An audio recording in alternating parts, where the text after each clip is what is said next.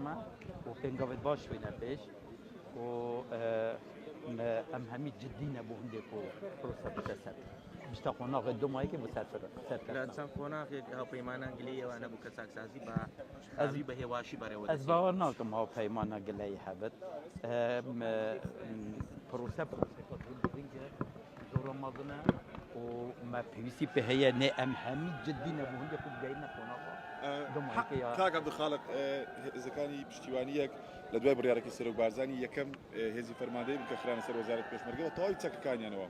بەڵام تۆزێک ساری دەبدرێ بۆ نمونەیەکی هەفتا لە پشتیوانی دوو ئێوە وەزارەت پێشمەرگە چۆن مبادرەوە دەکە بۆی ئەوانیش بێن صاری همی دیت علاج کردن و مبادره هی ابو هندی کاک عبدالخالق سەبارەت بە بابەتی چاکسازی لە ئێستا لە چ قۆناغێکدایە بەتایبەتی یەکگرتنەوەی هێزەکانی هێشتا و إذا كان يهشتو حفلة بردوام من جدولة زمانية هي بو هندك أو هيز همي بنادنا في وزارة البشمركة إذا هذا يعني فرماندا بشتوانيا إيكو فرماندا بشتوانيا دو وكوما كالليوا يتهاتي نتنا في وزارة البشمركة إذا نكجي أو برسا بردوام وحاضري هنتنا يكا حشتي وحفتي دابو هندكو همي بنادنا باز لو دەکرێت وەزیری پێشمەرگە کاک شۆڕی ئیسماعیل دەگەرێتەوە سەرکارەکەی ڕاستە من معلومات نين بس هر وقت كيف بدي ئەو مەشقانە چەندە گرنگە بۆی پێشمەرگە لە هێزی با بڵێن لە شەڕی دەستەوەیەکە شەڕی کۆڵان بە کۆڵان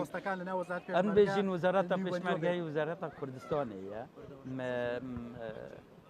يا راسنين كوتنا في وزارة بشمركة حزباتي بتاكرن نجبر هندي او بريار هميش بو هندي ريخصنا وزارة بشمركة شو ارمانجي سياسي او پیمان بجيره كان او بريارات طبعا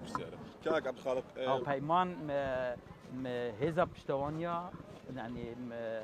بو هندي نكو پشتوانيا البروجي حكمت هرم كردستان وسركاتي هرم كردستان ئەو مەشقانێکە بە هێزی پێشمەرگەی کوردستان دەگرێت چەندە گرنگە بۆی ئیدامە بە دانەبرن لە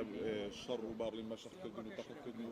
مشق زور پێویستە بۆ پێشمەرگەی شیانت پێشمەرگەی خورد کرد پێشمەرگە